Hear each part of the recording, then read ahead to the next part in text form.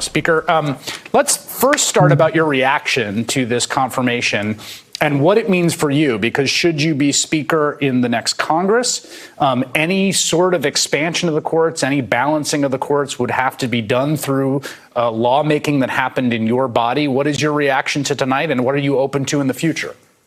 Well, I think first let me say, Chris, thank you for your focus on every aspect of what is happening here, from the coronavirus and its connection to this taking up this confirmation instead of taking up legislation to crush the virus. This is a very sad day for our country. Within the past 24 hours, we've seen the President of the United States say in his delusional state, we've rounded the curve on this, we've rounded the turn. We haven't.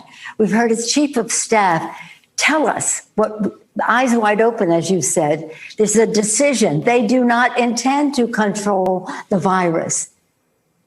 Over 8 million people infected, getting close to 250,000 people who have died. And now we know they never intended. It wasn't just ineptitude. It wasn't just politics. It just wasn't their defiance of science. It was a decision not to crush the virus. And what that means to the education of our children, the economy of our country, and the rest.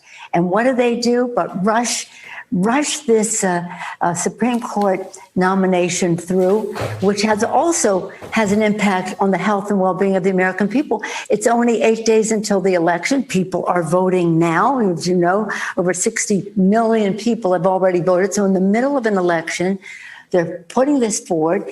It's 8 days until the election, 15 days until the oral arguments on the Affordable Care Act. And the president said within this past 24 hours, anyway, it was reported in the past 24 hours, that he was there to overturn the Affordable Care Act. And all that means for pre-existing conditions, people who need access to quality Affordable Care Act, they're coming after you, as the expression goes. So it's very sad, because it's the undoing of the system of checks and balances.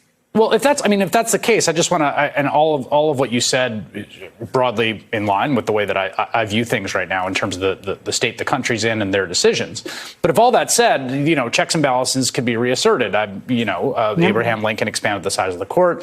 FDR famously attempted to, when the New Deal was sort of breaking on the shoals of that conservative court, until it sort of changed its jurisprudence. Are you, as the Speaker of the House, are you open to efforts to do that in the future? Well, I think that Joe Biden has given us a good path. He's going to have something that people can understand why this is important. And I like something that Brian said about not just the Supreme Court, but the other courts. It was in 1879. In 1876, there were 9 justices on the court. Our population has grown enormously since then. Should we expand the court? Well, let's take a look and see. Right. But and that relates to the 9 district courts. Maybe we need more district courts as well. And one other thing we need for these justices to disclose their holdings. Why should all the rest of us have to disclose our holdings? And that is appropriate, but not if you're a justice of the Supreme Court. They're in this ivory tower. And again, one branch of government appointing the other branch of government with the acquiescence, not only acquiescence, the bully actions of the Senate of the United States. It's appalling.